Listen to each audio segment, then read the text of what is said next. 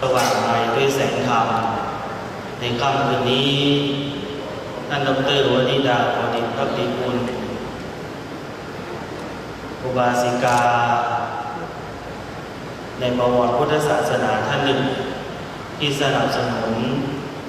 พุทธศาสนาจะได้จุดเทียนสองธรรมขอโอกาสประทานเมตตาจากเจ้าพระคุณสมเด็จพระพุทธชินวงศ์เจ้าคณะใหญ่ผลการกรรมการมหาเถรสมาคมจะโปรดเมตตาแสดงพระธรรมเทศนาในโอกาสนี้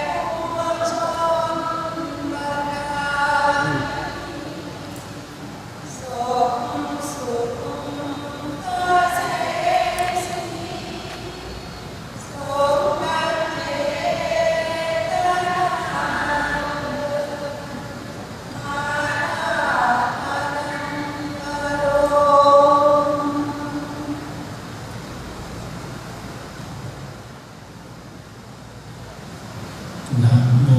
ตัสสะภะคะวะโตอะระหะโตสัมมาสัมพุทธัสสะนะโมตัสสะภะคะวะโตอะระหะโตสัมมาสัมพุทธัสสะนะโมตัสสะภะคะวะโตอะระหะโตสัมมาสัมพุทธัสสะสันตังวาอัจจตังอุเบกขาสัมโพชัญญังอะทิเมอัจจตังอุเบกขาสัมโพชัญโฆติปัจจานาติติณ บัดนี้จะได้แสดงพระธรรมเทศนาในอุเบกขาสัมโพชฌงค์คาถาเพื่อเป็นอาจาริยบูชาเนื่องด้วยในวาระคล้ายวันเกิดของพระเดชพระคุณพระธรรมมังคลาจารย์ที่ปรึกษาเจ้าคณะภาค7เจ้าสำนักปฏิบัติธรรมวัดพระธาตุสีจอมทองและมีมาครบอีกวาระหนึ่งมีมาบรรจบครบ90 ปีวัน14 สิงหาคมทั้งฝ่ายบรรพชิตซึ่งมีท่านเจ้าคุณพระศรีสุนทรปาจารย์เป็นต้นเป็นประธานในฝ่ายพระราชก็มีคุณหญิงสมนึกเพ็ญพัฒนะมหาวิปัสสิกาผู้เป็นศิษย์คนสำคัญของพระเดชพระ ระธรรมอัครราจารย์การแสดงพระธรรมเทศนาในวันนี้ที่ได้หยิบยกอุเบกขาสัมโพชฌงค์มาแสดงให้เพื่อให้เหมาะแก่สมณคุณของพระเดชพระคุณพระธรรมอัครราชาที่เป็นพระวิปัสสนาจารย์เป็นอาจารย์ใหญ่ฝ่ายวิปัสสนาธุระสมณคุณของพระเดชพระคุณที่เป็นพระอาจารย์สอนศิษยาสานุศิษย์เรื่องการปฏิบัติวิปัสสนากรรมฐานแม้ว่าอายุจะร่วงเข้าวัยชรามาก91 ปี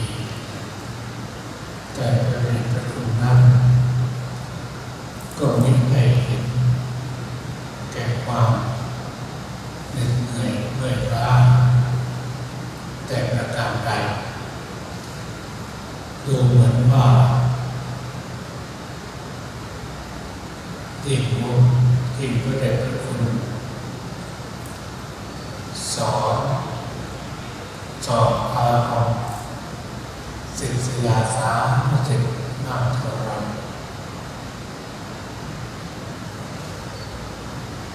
ก็ทำให้จิตใจและร่างกายของพระเดชพระคุณนั้นกับผ่องใสสดชื่นอยู่ตลอดเวลาทั้งนี้เพราะพระเดชพระคุณทำงานในสาวกในฐานะเป็นสาวกของพระสัมมาสัมพุทธเจ้าอย่างแท้จริงถึงกับมีคำพูดที่ออกจากปากท่านว่าใครมานิมนต์ทำไม่ไหวแต่ว่าถ้าจะทำผิดคือหน้าที่ให้กับพระพุทธเจ้านั่นก็หมายถึงว่าทำหน้าที่สอนเรื่องการปฏิบัติวิปัสสนากรรมฐานทั้งปีข้อนี้เป็นที่ทราบอยู่ในใจของมวลศิษยาสานุศิษย์ทั้งหลายซึ่งหลวงพระเดชพระคุณได้ถือว่างานสอนวิปัสสนากรรมฐานเป็นหน้าที่และในขณะเดียวกันการปฏิบัติวิปัสสนากรรมฐานนั้นหลวงปู่ท่านพระเดชพระคุณก็มีประสบการณ์ผ่านการปฏิบัติผ่านวิปัสสนาญาณผ่านการเป็นวิปัสสนาจารย์มาเพราะฉะนั้นไม่ว่าจะสอนหรือไม่สอนจิตใจของพระเดชพระคุณก็อยู่ในกรรมฐานซึ่งคุณลักษณะนี้จะต้องตามพระพุทธพจน์บทภาษิตที่พระสัมมาสัมพุทธเจ้าได้ตรัสแสดงไว้ในธรรมบทพุทธกนิกายที่ว่าธรรมาราโมธรรมะระโตธรรมะอนุพุทธิตยาธรรมะอนุสรังวิคุสัทธัมมาอัปปริหายติ ซึ่งแปลว่าภิกษุผู้มีธรรมเป็นที่หมายดีเรียนดีแล้วในธรรมมันจะระลึกถึงธรรมย่อมไปสื่อจากพระสัทธรรมธรรมะทั้งสี่สัตว์ในพระพุทธมนต์นี้ท่านพระอาจารย์ผู้รู้พุทธาธิบายได้ขยายความว่าได้แก่สมถะและวิปัสสนากรรมฐานซึ่งเป็นตรงกับข้อปฏิบัติที่พระเดชพระคุณได้ปฏิบัติมาและได้ทำหน้าที่สอนศิษยา30ในการปฏิบัติวิปัสสนากรรมฐานตามแนวสติปัฏฐานสี่ที่ว่าไปฝึกจากพระสัทธรรมนั้นพระสัทธรรมในที่นี้ท่านหมายถึงโพชฌงค์ขอโทษท่านหมายถึงโพธิปักขิยธรรม37ประการโพธิปักขิยธรรม37ประการนั้นก็มีอิทธิบาทสี่สัมมาประธานสี่สติปัฏฐานสี่อินทรีย์ห้าพละห้าโพชฌงค์7มรรคองค์8รวมกันเป็น37ประการโพธิปักขิยธรรมแปลว่าธรรมเป็นไปเป็นเพราะหรือฝักฝ่ายแห่งการตรัสรู้อริยสัจสี่และโพธิปักขิยธรรมทั้ง37ประการนี้เกิดมีในท่านผู้ใดก็จะนำพาท่านผู้นั้นให้ไปสู่การตรัสรู้อริยสัจสี่เพราะทั้ง37ประการเวลาเกิดจะเกิดพร้อมกันไม่ได้เกิดแยกกันมีเป็นสมัคคีธรรมเป็นธรรมที่มีความเท่าเทียมกันเพื่อผู้ปฏิบัติธรรมมีโพธิปักขิยธรรม37ประการพร้อมเป็นตัวก็จะทำให้ได้ตรัสรู้อริยสัจสี่แน่นอนเพราะฉะนั้นในวันนี้เพื่อให้เหมาะสมกับบุคคลคือพระเดชพระคุณพระธรรมคารจารย์และศิษยาสานุศิษย์ทั้งหลายเส้นไฟในการปฏิบัติวิปัสสนากรรมฐานจึงขอนำโพชฌงค์สักข้อมาเพื่อแสดงให้ท่านทั้งหลายได้ทราบเพื่อจะเป็นผู้ประกาศคุณแก่ท่านทั้งหลายดำเนินความตามวาระเรานี้ที่ได้ยกไว้เป็นเอกระบบในเบื้องต้นที่ว่าสันตังวา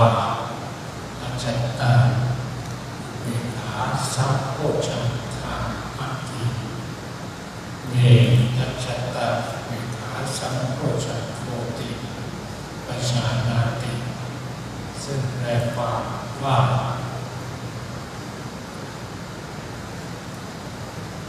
เมื่ออุเบกขาสัมโพชฌงค์มีอยู่ภายในจิตย่อมรู้ว่าอุเบกขาสัมโพชฌงค์มีอยู่ภายในจิตของเราเมื่ออุเบกขาสัมโพชฌงค์ไม่มีอยู่ภายในจิตก็ย่อมรู้ว่าอุเบกขาสัมโพชฌงค์ไม่มีภายในจิตของเราถ้าได้อุเบกขาสัมโพชฌงค์ที่ยังไม่เกิดขึ้นด้วยประการใดย่อมรู้ชัด ประการนั้นหมายถึงเหตุเกิดของอุเบกขาสัมโพชฌงค์อุเบกขาสัมโพชฌงค์ที่เกิดขึ้นแล้วจะเจริญบริบูรณ์ด้วยประการใดย่อมรู้ชัดประการนั้นหมายถึงเหตุเพิ่มพูนอุเบกขาสัมโพชฌงค์ดังนี้ในเรื่องต้นนี้ขอขยายความคำหมายของคำว่าโพชฌงค์ในทางความหมายคำว่าโพชฌงค์แปลว่าเหตุแห่งการเข้าไปตรัสรู้อริยสัจสี่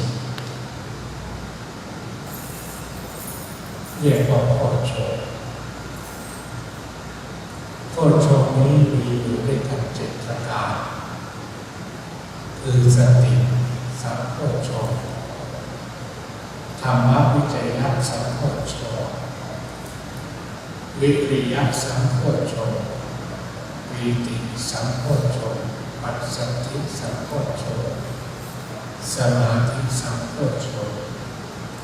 และอุเบกขาสัมโพชฌงค์ซึ่งเป็นโพชฌงค์ข้อสุดท้ายที่จะได้แสดงในวันนี้อีกประการหนึ่งโพชฌงค์ทั้ง7ประการนี้จะเริ่มต้นเกิดเมื่อใด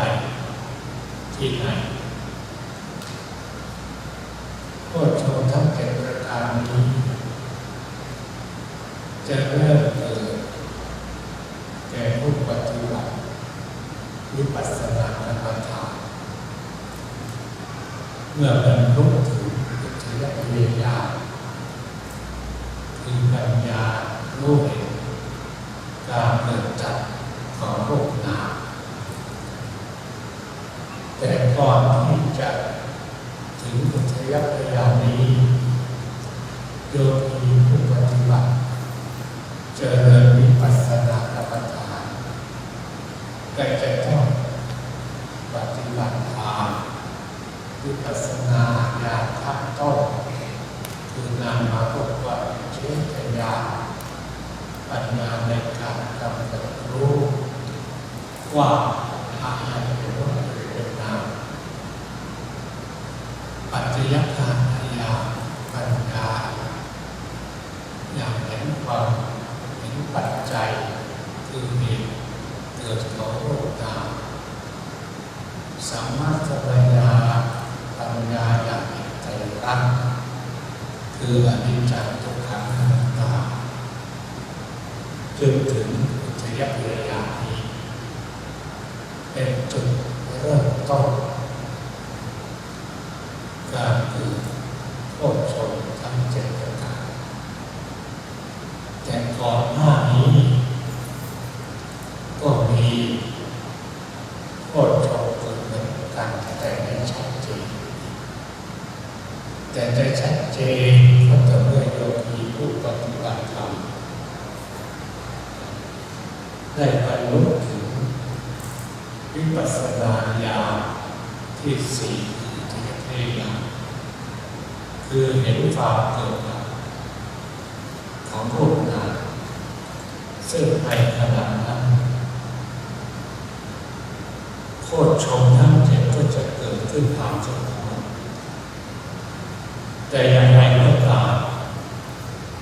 โพชฌงค์ทั้ง7นั้นไม่ได้เกิดตลอดเวลาเมื่อเหตุปัจจัยไม่ตรงอยู่โดยประการที่สมาธิก็ลดลงสติเป็นต้น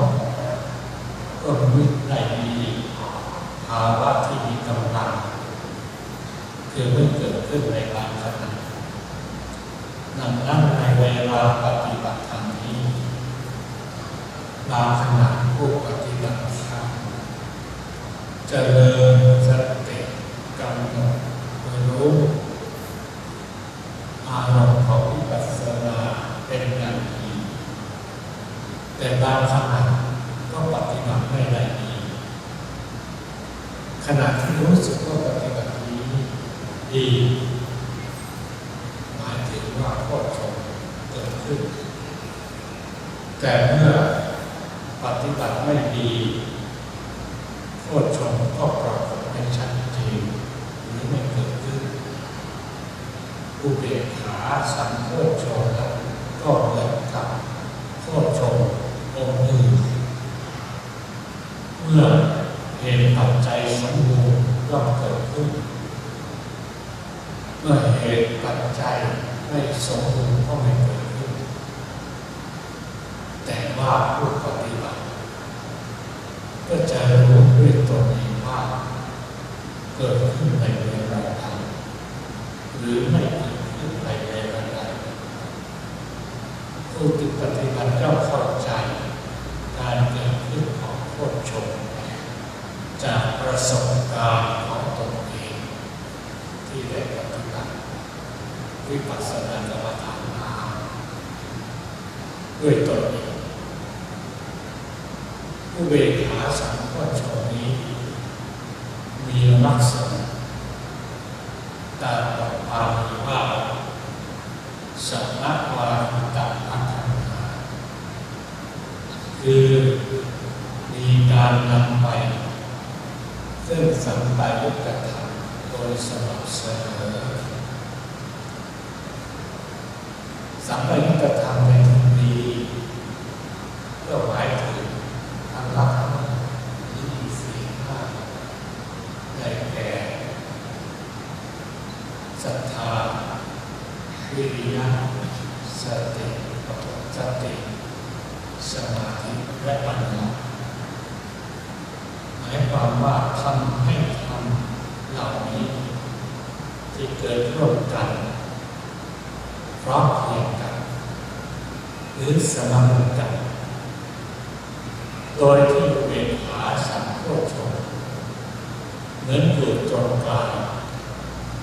แล้วทำให้ทั้งสองฝ่ายมีกำลังเท่าเทียมกันไม่ยิ่งหรือหย่อนกว่ากันการที่อุเบกขาสัมโพชฌงค์ทำให้สัมปายุตธรรมสมดุลกันเปรียบกันได้เปรียบกันตราช่างที่ช่างของโดยช่างทั้งสองด้านให้เท่าเทียมกันไม่ทำให้ตาช่างด้านใดด้านหนึ่ง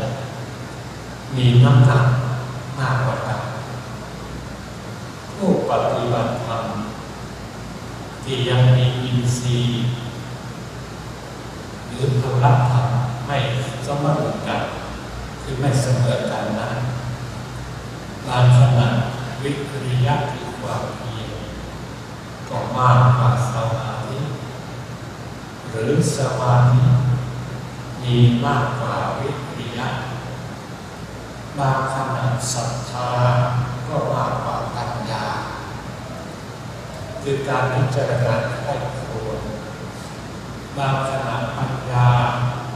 ก็มากกว่าศรัทธา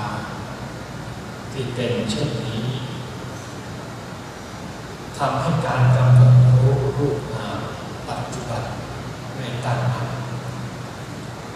ผู้ปฏิบัติจึงไม่อาจรู้เห็นความเกิดดับของรูปนามได้ชัดเจนต่อเมื่ออินทรีย์ห้าดังกล่าวสมดุลกันคือวิริยะกับสมาธิและศรัทธากับปัญญาสมดุลกันด้วยสติที่เป็นตัวธรรมก็จะทำให้ผู้ปฏิบัติระลึกรู้รูปนามโดยไม่ต้องจดจ่อมากนักก็สามารถรู้เห็นความเกิดดับได้ชัดเจนตามในอภิธรรมอุเบกขาสัมโพชฌงค์นี้เป็นเพียงลัทธิโยเรียกว่าอัตตะสัจจาแปลว่าความวางใจเป็นกลาง ความหมายก็คือความสมัครกันที่แท้จริงแล้วตัณหามัชฌัตตานี้ปรากฏอยู่ในสมณจิตทุกดวงในเวลาเอาไว้ทานรักษาศีลหรือเจริญภาวนามีการว่าการสงบเป็นต้นหรือการทำความดีทุกอย่าง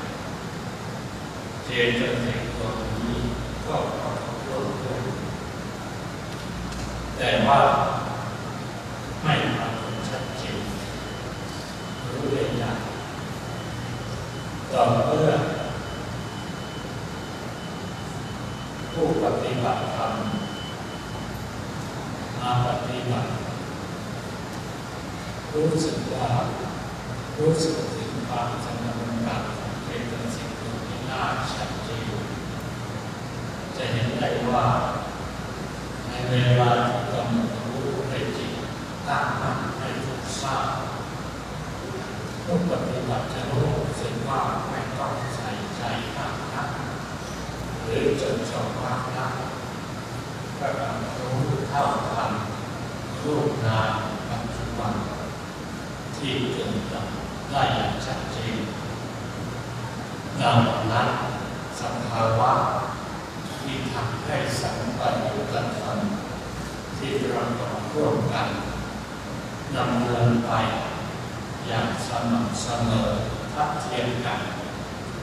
ไม่ยิ่งหย่อนกว่ากันจึงเป็นอุเบกขาสัมโพชฌงค์อุเบกขาสัมโพชฌงค์นี้ทำให้ไม่ตกไปเป็นฝักฝ่ายใดฝักฝ่ายหนึ่งไม่ว่าจะเป็นฝ่ายโน้นหรือฝ่ายนี้เป็นสภาวะที่อยู่ตรงกลางทำให้สัมปยุตธรรมสัมพันธ์กันไม่ยิ่งหรือต่ำกว่ากันคือทำให้ศรัทธากับปัญญาสมาธิกับวิริยะไม่ยิ่งหย่อนกว่ากันมีกำลังทัดเทียมเสมอกันหน้าที่ของตัณหามัชฌัตตาก็คือการกำจัดการตกไปในฝักฝ่ายให้ความว่าให้อยู่ในแถวหมายความว่าให้อยู่ในแถวเดียวกันอย่างเช่นคนที่ยืนอยู่ในแถวที่เรียงกันอยู่มีการปรับให้เสมอกันจิตสิกดวงนี้เหมือนคนกลางที่ทำให้คนยืนเรียงแถวกันอย่างเป็นระเบียบไม่ให้มากหรือน้อยเกินไปแต่มีจำนวนทัดเทียมกันข้อนี้หมายความว่าในเรื่องแรกของการปฏิบัติธรรมผู้ปฏิบัติต้องจดจ่อกับอารมณ์ปัจจุบันในบางขณะก็รู้สึกฟุ้งซ่านไม่อาจรับรู้เท่าทันปัจจุบันได้แต่เมื่ออุเบกขาสัมโพชฌงค์เกิดขึ้นผู้ปฏิบัติก็รู้เท่าทันปัจจุบันขณะโดยที่รูปนามที่ถูกรับรู้และจิตที่รับรู้เท่าเทียมกันจึงไม่เกิดความฟุ้งซ่านแทรกซ้อนได้อาการปรากฏแก่ผู้ปฏิบัติธรรมของโพชฌงค์ประเภทนี้คือความวางใจเป็นกลางหมายความว่าถ้าศรัทธายิ่งกว่าปัญญาก็อาจเชื่องมงายหรือถ้าปัญญามากยิ่งกว่าศรัทธาก็อาจพิจารณาจนไม่มีศรัทธาคือจิตฟุ้งซ่านมากเกินไปแต่เมื่อไม่มีศรัทธาก็ไม่อาจประกอบวิริยะในการปฏิบัติธรรมได้เช่นเดียวกันนี้วิริยะกับสมาธิก็ต้องสัมพันธ์กันท ถ้ามีวิริยะมากไปสมาธิย่อมทำให้ฟุ้งซ่านถ้าสมาธิมากกว่าวิริยะก็ทำให้เกิดทีนะทักมีความท้อแท้ท้อถอยง่วงแล้วหาวนอนดังนั้นเป็นหาสัมโพชฌงค์จึงประกอบแก่ปฏิบัติธรรมโดยวางใจเป็นกลางให้ตรงไปในฝักฝ่ายที่เหนือกว่ากันในคำพีอัตถกถาแสดงคำบอกมาว่าสัพพวัตตานังอัสสาตังอัจฉุเปกกันสารถิยัตถะภาซึ่งแปลความว่านายสารถีย่อมวางเฉยต่อม้าที่วิ่งไปโดยสม่ำเสมอในความว่าในสมัยโบราณย่อมใช้รถม้าในการเดินทางในขณะที่ม้าวิ่งไปโดยสม่ำเสมอไม่เร็วนักไม่ช้านักนายสารถีก็นั่งเป็นประทับไปไม่ต้องดึงเชือกหรือบังคับให้ม้าแล่นไปตามที่ตนต้องการเช่นเดียวกันนี้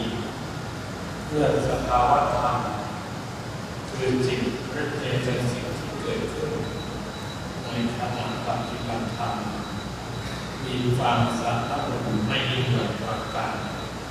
ผู้เป็นขาสายโพชฌงค์ก็เปรียบเหมือนนายสารถีที่เป็นต้องบังคับให้ม้าทำตามที่ตนต้องการเพราะม้าทั้งสองตัววิ่งไปสม่ำเสมอไม่ต้องบังคับให้วิ่งช้าหรือวิ่งเร็วผู้ที่เจริญวิปัสสนาในบางขณะมีสมาธิดีในบางขณะสมาธิก็ไม่ดี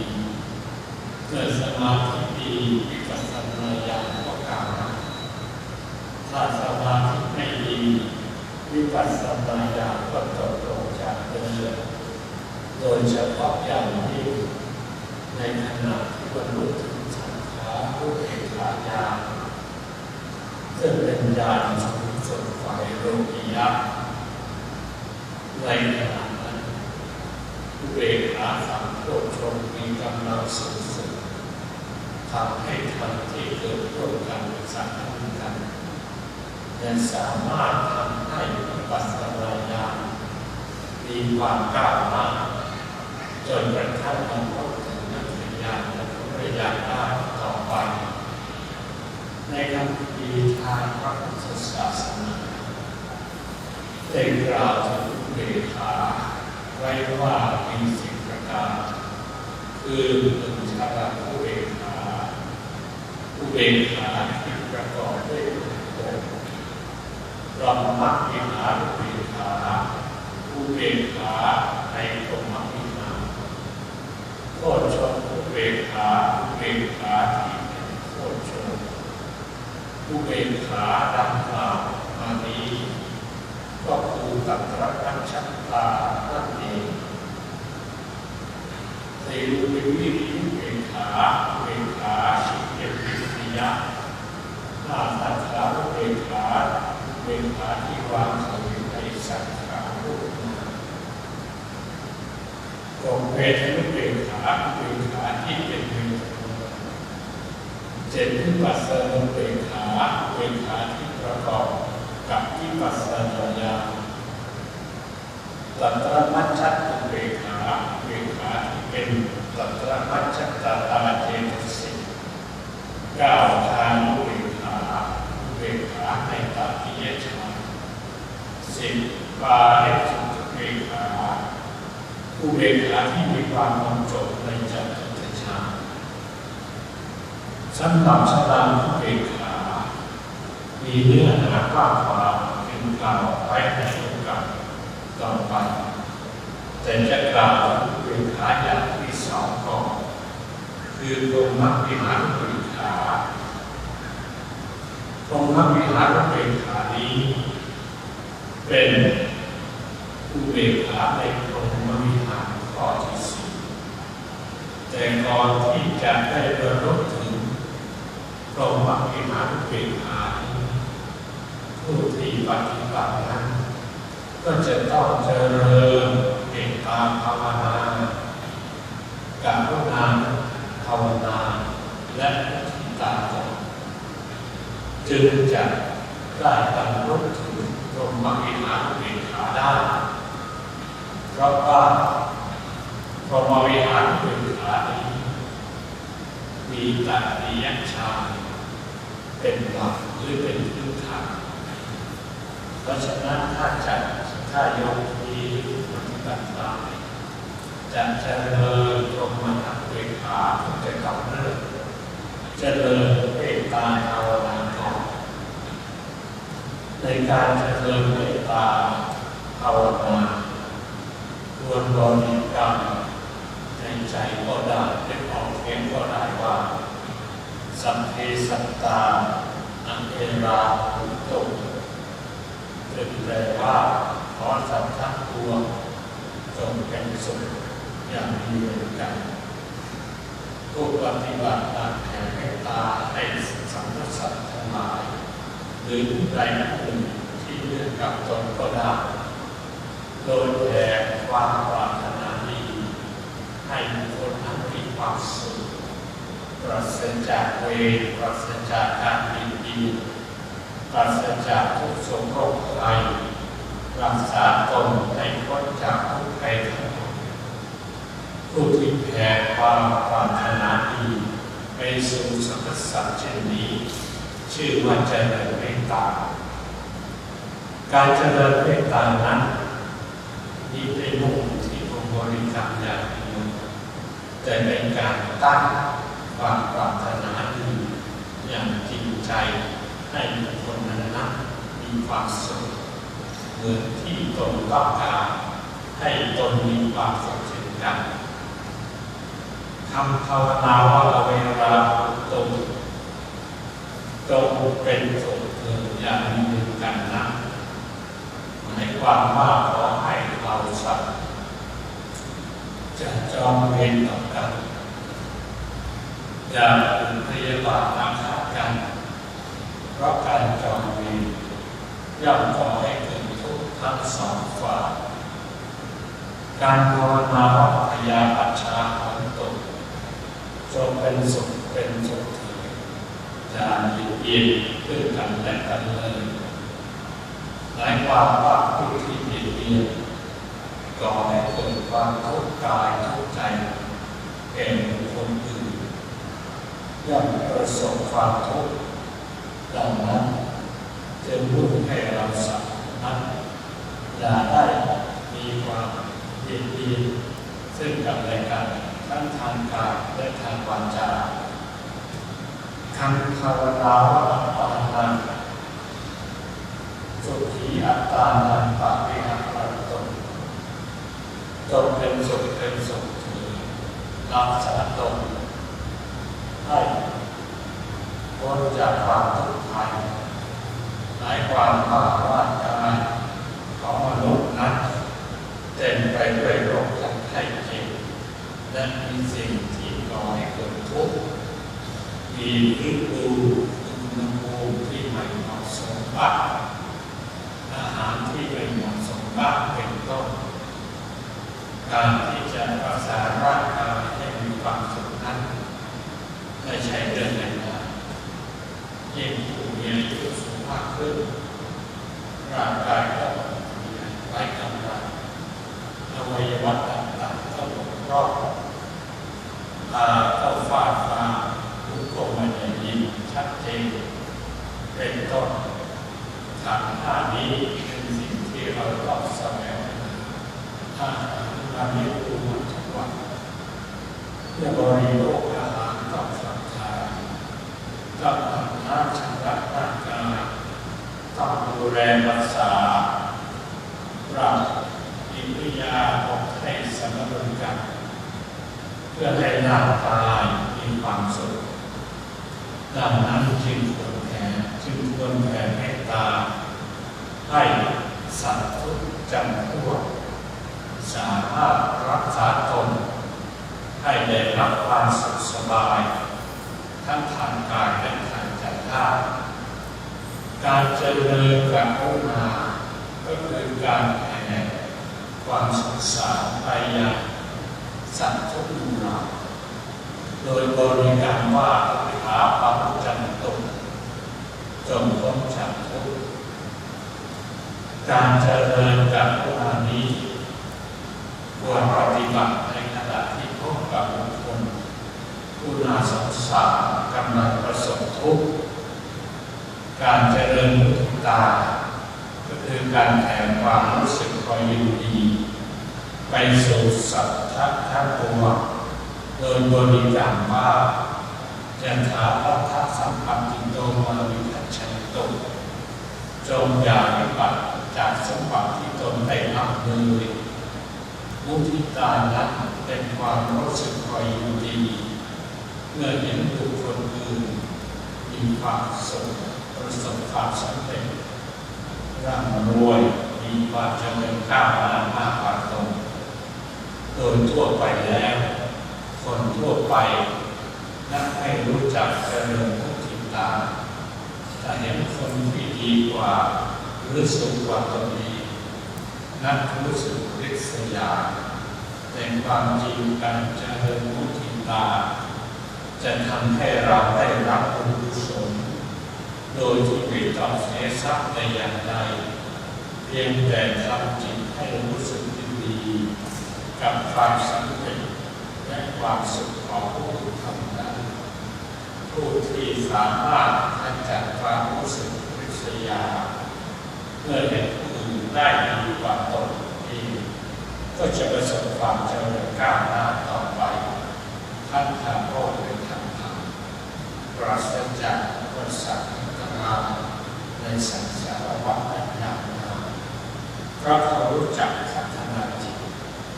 และนำไปสู่การพัฒนาตนให้สูงขึ้นการเจริญอุเบกขาก็คือการพิจารณาว่าสัพเพสัตตากัมมัสสกะ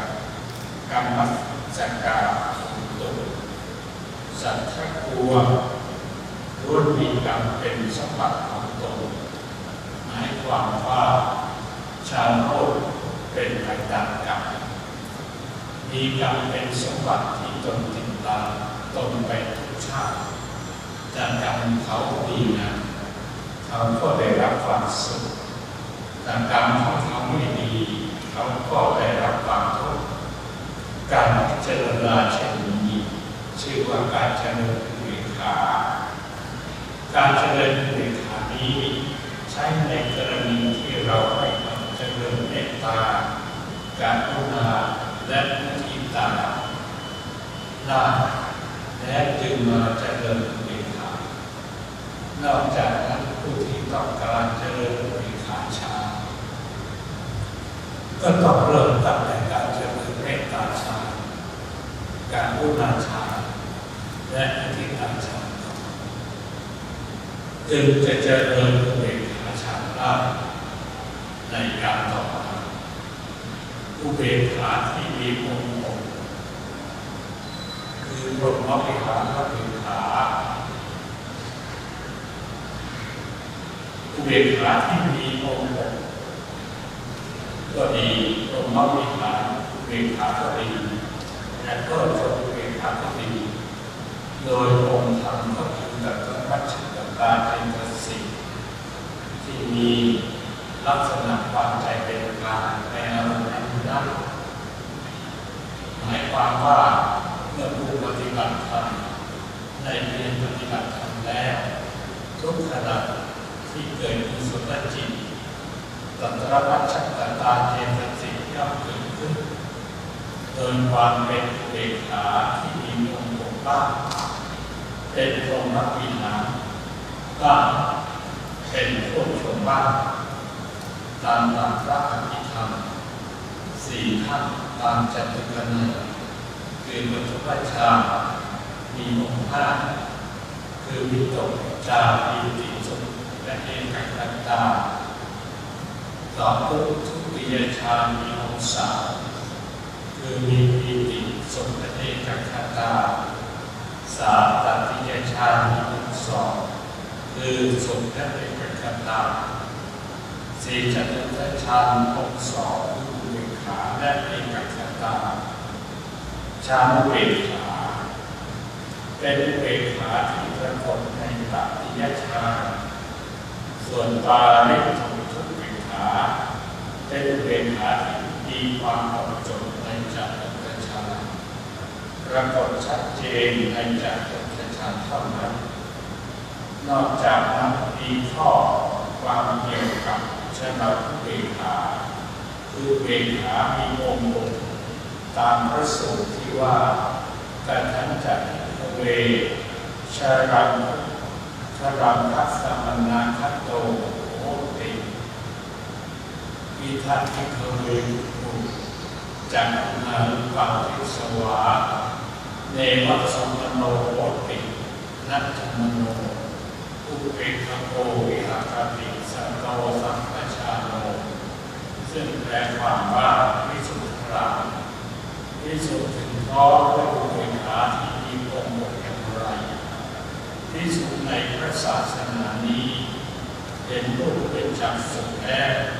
เป็นผู้ไม่ดีใจไม่เสียใจวางใจเป็นกลางมีสติสัมปชัญญะปกติคนทั่วไปเมื่อพบเห็นรูปที่สวยงามนักรู้สึกพอใจและต้องการแสวงหารูปที่สวยงามอยู่เสมอแต่ในส่วนที่ถึงพร้อมอุเบกขานี้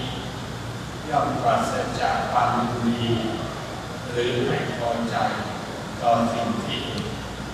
นั่นคือความไม่รู้สึกยินดีพอใจเป็นสุขใจหรือไม่สบายใจเสียใจโกรธเป็นตัวหรือรังเกียจ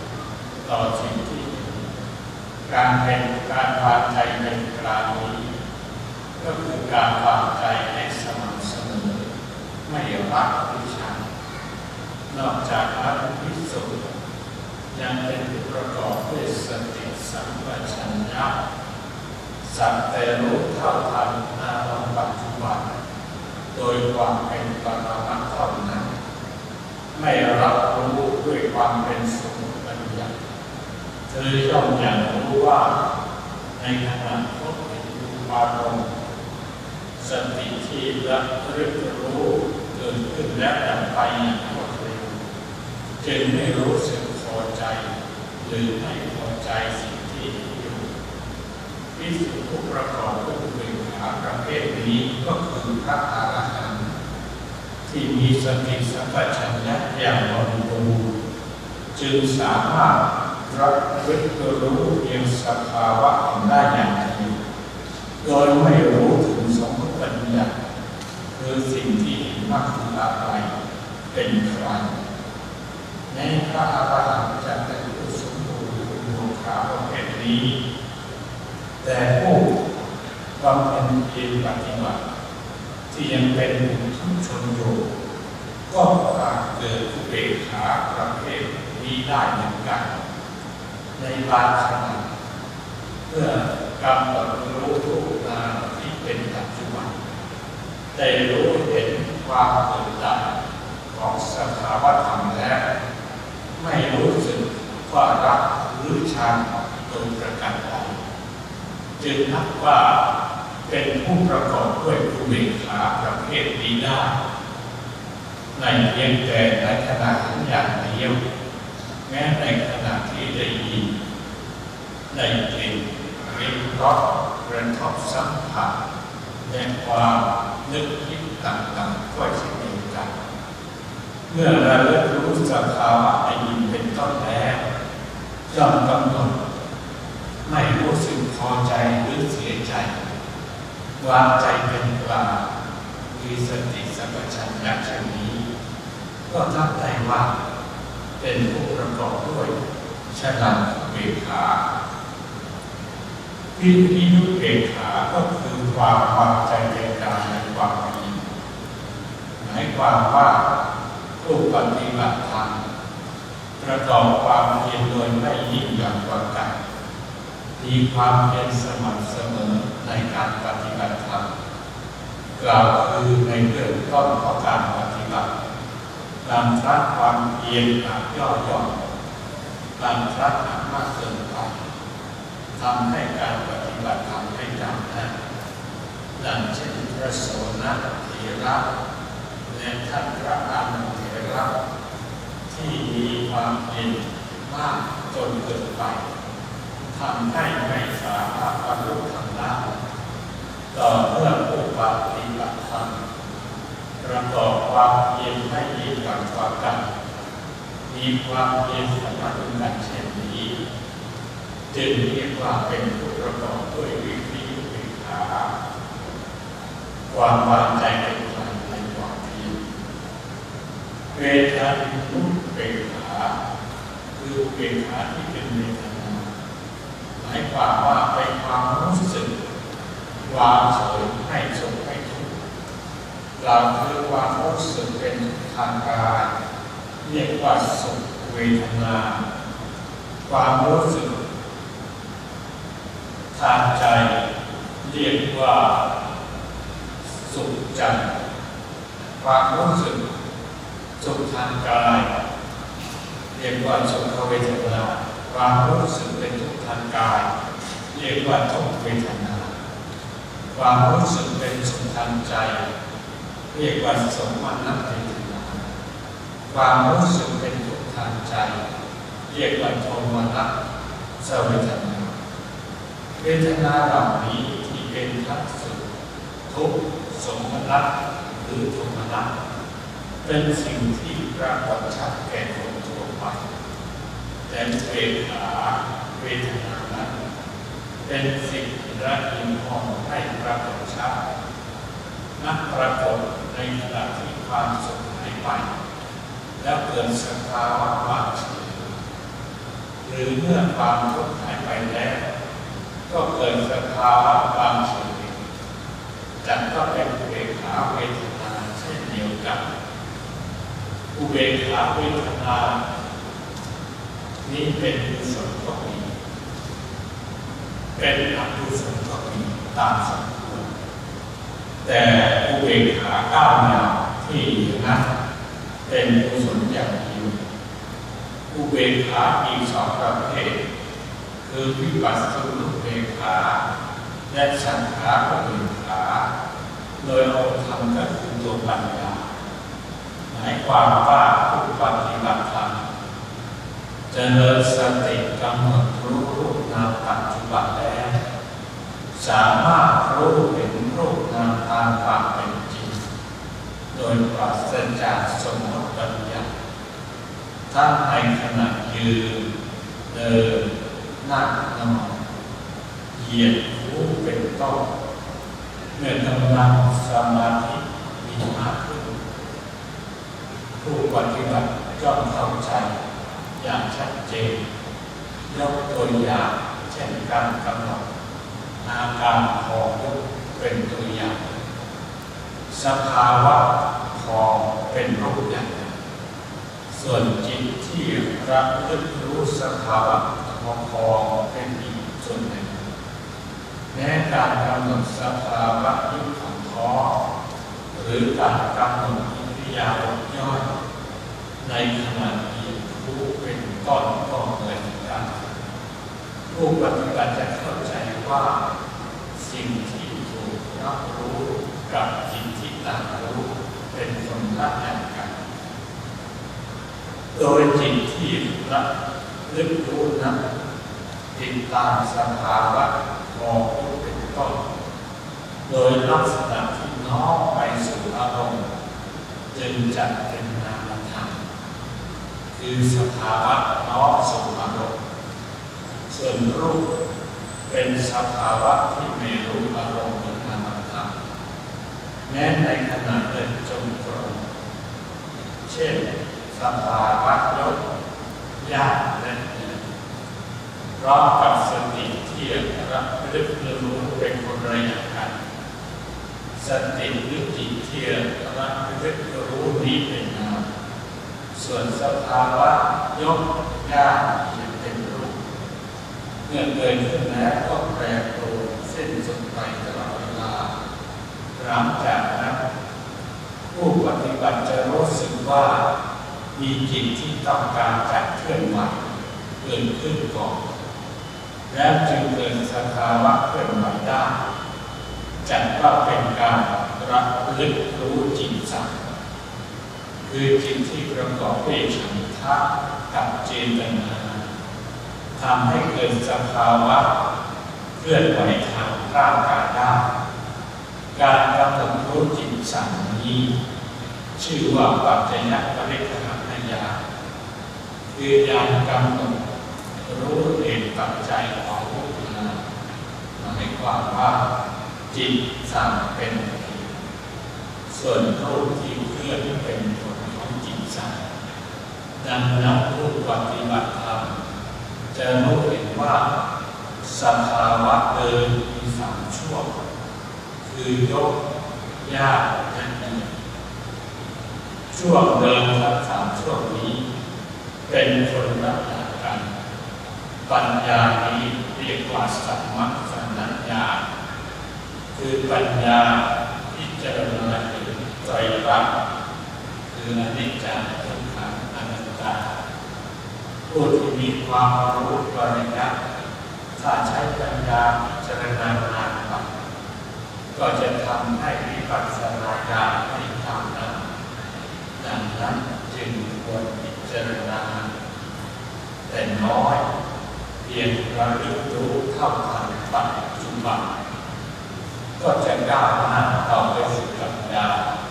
ที่ยังรู้เห็นความเกิดดับของพวกเราที่เรียกว่าทยพยัญญาอันเป็นวิปัสสนาญาณที่สี่วิปัสสนาญาณที่กล่าวมานี้เรียกว่าวิปัสสนุขาคือเป็นขาที่ประกอบกับวิปัสสนาเพื่อผู้ปฏิบัติธรรมประสบความก้าวหน้าตามลำดับวิปัสสนาญาณคือตั้งแต่สัพพัญญญาอาทินวญาทยัญญานิพพิทายากรรมะ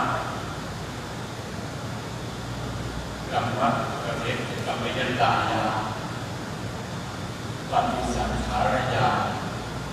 จนกระทั่งบรรลุถึงสังขารรูปเป็นหลายอย่างแล้วก็จะรู้สึกวางใจเป็นกลาง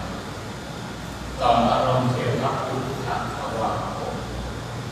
ปราศจากความยินดีพอใจ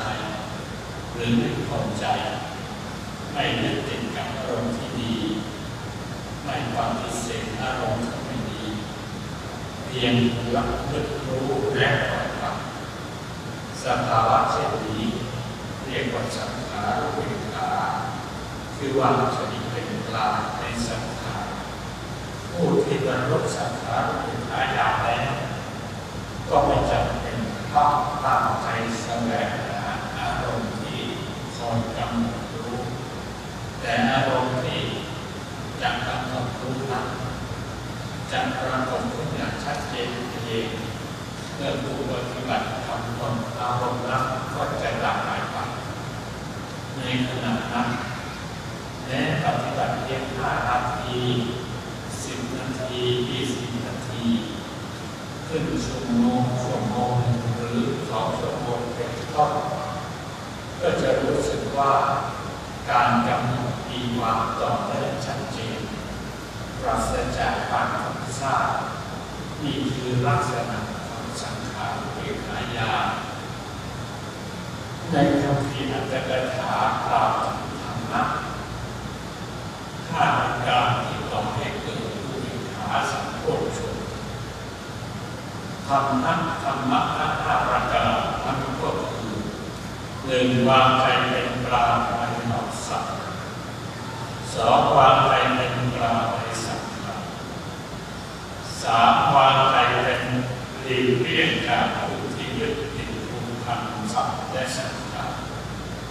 4. พบหาผู้ที่วางใจเป็นกลางในสัตว์และสังขาร 5. ถ้าน้อมใจไปในเวทนาสัมโพชฌงค์ข้อความที่ว่าวางใจเป็นกลางในสัตว์นั้นหมายความว่าเป็นการพิจารณาว่าเราสัตว์ดำเนินไปตามกรรมของตัวเองจึงต้องได้รับสุขทุกข์ตามกรรมที่ตนเองสั่งสมไว้แท้ที่จริงแล้วการพิจารณาเช่นนี้จะเป็นอุเบกขาในตรงวิหารแต่ก็เป็นเหตุเกิดของอุเบกขาสัมโพชฌงค์ได้โดยเฉพาะอย่างยิ่งผู้ที่เจริญโพชฌงค์โดยอาศัยอุเบกขาของวิหารเป็นพื้นฐานนอกจากนั้นกล่าวโดยปรมัตถ์แล้วไม่มีสัตว์บุคคลมีเพียงรูปนามที่เกิดดับอยู่ตลอดเวลาเท่านั้นผู้ที่รู้จักเจรณาเช่นนี้ย่อมสามารถเจริญอุเบกขาสัมโพชฌงค์ได้ข้อความที่ว่าวางใจเป็นกลางในสังขารหมายความว่าสังขารในเรื่องนี้ก็คือบุคคลและสิ่งของซึ่งเป็นที่ยึดติดผูกพันของคนทั่วไปถ้าเรายังยึดติดผูกพันกับคนรอบข้างหรือสิ่งของมากจนเกินไปก็ไม่นานหาเวลามาปฏิบัติธรรมได้การปล่อยวางสังขารคือบุคคลและสิ่งของเช่นนี้จึงเป็นเหตุให้เกิดอุเบกขาสัมโพชฌงค์ได้ผู้ปฏิบัติธรรมควรพิจารณาว่าบุคคลที่คบหากันอยู่เป็นเพียงคนรู้จักกันเป็นคนที่เดินบนถนนแห่งชีวิตเพียงแค่ชั่วคราวแม้วัตถุสิ่งของที่ใช้สอยเช่นเสื้อผ้าเป็นต้นก็เป็นของใช้ชั่วคราวไม่คงอยู่ตลอดไปการยึดติดผูกพันอยู่กับบุคคลสิ่งของเช่นนี้ทำให้รบกวนการปฏิบัติธรรมทำให้ไม่อาจหาเวลามาปฏิบัติธรรมได้เข้าว่าหลีกเลี่ยงผู้ที่ยึดติดสัตว์ในสังขารหมายความว่าบางคนยึดติดผูกพันอยู่กับญาติพี่น้องหรือคนใกล้ชิดเช่นชาวบ้านมักกราบถนอมบุตรธิดาของตนคนที่มีบุตรก็รักบุตรคนที่มีธิดาก็รักธิดาส่วนที่สุดแม้ไม่ได้ครองเรือนบางคนก็ผูกพันอยู่กับสิ่งของตนเองนอกจากนั้นก็ยังผูกพันกับเรื่องอัตถบริภารและสิ่งของบางคนยึดติดผูกพันวัตถุสิ่งของของตนโดยเฉพาะของที่มีค่าบางคนถึงขนาดไม่อยากใช้สอยสิ่งของที่ตนเห็นว่ามีค่ามากผู้ที่ยึดติดบุคคลสิ่งของเช่นนี้จึงไม่อาจมาปฏิบัติธรรมได้ในการคบหากับบุคคลดังกล่าวนั้นก็จะส่งผลให้เราเป็นผู้ยึดติดบุคคลและสิ่งของเหมือนกับเขาจึงไม่อาจหาเวลาปฏิบัติธรรมหรือทำให้เกิดความฟุ้งซ่านคิดถึงวัตถุสิ่งของดังกล่าวได้ข้อว่าคบหาผู้ที่วางใจเป็นคบหาผู้ที่วางใจเป็นกลางในสัตว์ต่างๆหมายความว่าคบหากับบุคคลเช่นนั้นมีประโยชน์เพื่อให้เรารู้จักปล่อยวางความยึดติดในสัตว์และสังขารเหล่านั้นสามารถหาเวลามาปฏิบัติธรรมได้และความยึดติดดังกล่าวก็ย่อมไม่รบกวนจิตใจในขณะปฏิบัติธรรมด้วยข้อความว่าน้อมใจไปในอุเบกขาสัมโพชฌงค์นั้นหมายถึงการรู้เห็นประโยชน์และมุ่งมั่นเพื่อเจริญอุเบกขาสัมโพชฌงค์ต่อไปโพชฌงค์7ประการย่อมเกิดขึ้นบริบูรณ์ในขณะบรรลุถึงอรหัตมรรคคือเมื่อบรรลุธรรมเป็นพระอรหันต์เมื่อผู้ปฏิบัติธรรมเจริญสติ ลึกรู้เท่าทันปัจจุบันย่อมสามารถรู้เห็นความเกิดดับของรูปนามเป็นปัจจุบันขณะที่ถูกรับรู้และความเกิดดับของจิตที่กำลังรู้สติที่เกิดในขณะนั้นเป็นสติสัมโพชฌงค์ความเห็นที่จดจ่อในขณะนั้นเป็นวิริยะสัมโพชฌงค์สมาธิที่ตั้งมั่นแนบสนิทกับจิตในขณะนั้นชื่อว่าสมาธิสัมโพชฌงค์และปัญญาที่ยังรู้เห็นอารมณ์ดังกล่าวเรียกว่าธรรมวิจยะสัมโพชฌงค์นอกจากนั้นในบางขณะก็มีปีติสัมโพชฌงค์และปัสสัทธิสัมโพชฌงค์เกิดขึ้นบ้างเป็นลักษณะอีกทั้งอุเบกขาสัมโพชฌงค์ย่อมเกิดขึ้นทำให้อินทรีย์ห้าสัมพันธ์กัน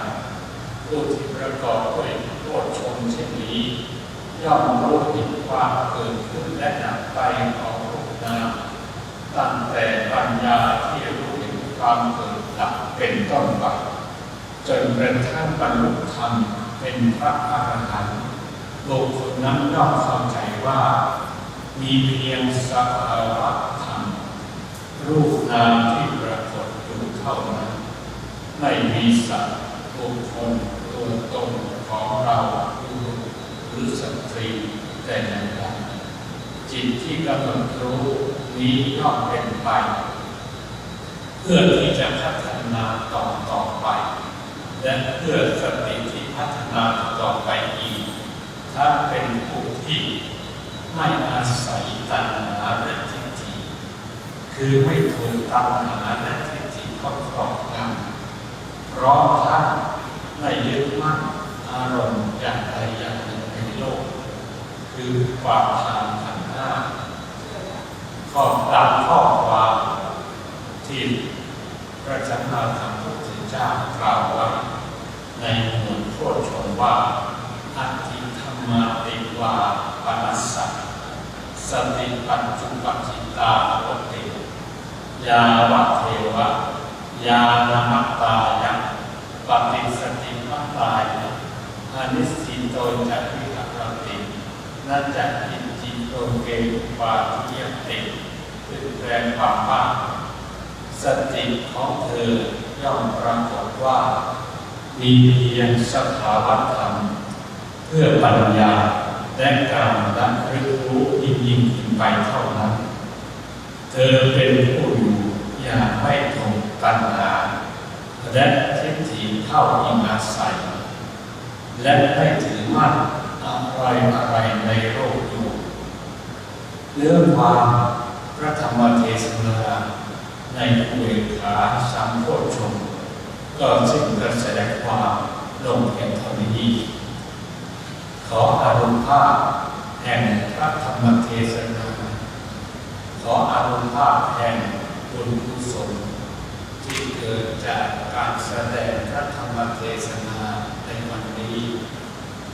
จงเป็นสักการะเครื่องบูชาอาจาริยเครื่องบูชาที่เรียกว่าอาจาริยบูชาถวายแด่พระเดชพระคุณพระธรรมอัครอาจารย์เนื่องในวาระคล้ายวันเกิด91 ปีในปีนี้ด้วยอานุภาพและด้วยอานุภาพแห่งพระศรีรัตนตรัยจงประทานพรให้พระเดชพระคุณจงมีอายุยิ่งยืนนานเกินกว่า120 ปี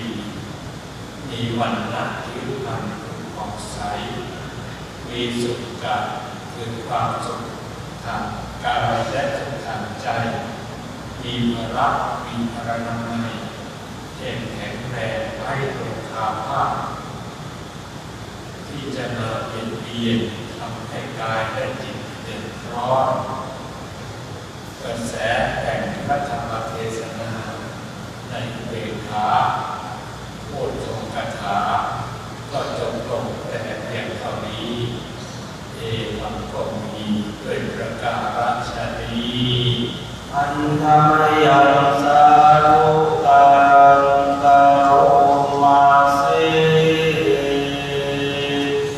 าธุสาธุสาธุ